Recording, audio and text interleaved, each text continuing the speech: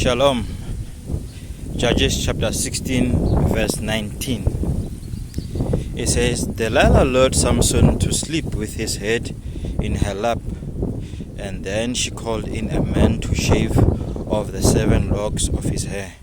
In this way she began to bring him down, and his strength left him. Now here we see that Delilah is the desire of Samson. Even they are even rhyming, Delilah, desire. And the hair of Samson is the future. The hair of Samson is his power, is his strength. Without his hair, Samson has no future. And we saw that the hair was literally cut off, shaved off. Samson pursued his desire by the help of God, to show you that not all prayers that are answered are good for you. God answers based on your request, not based on good or bad.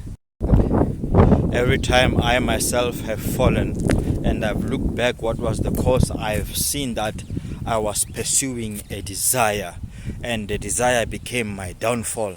That's why you have to have power over your desire. Samson did not have power over his desire. He had power over the enemies, which were the Philistines, but his desire was a door to make the Philistine to overpower him. In other words, the desire was able to bring in the enemies which Samson could overpower. But because of the desire, Samson had no power over the enemies.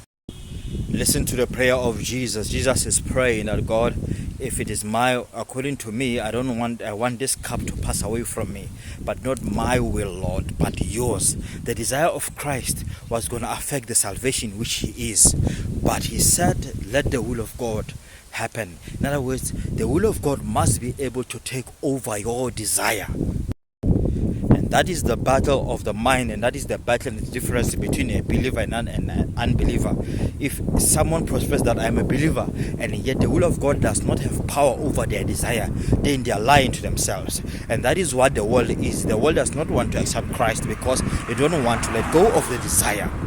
But here in Christ, you have to let go of your desire so that the will of God can prevail.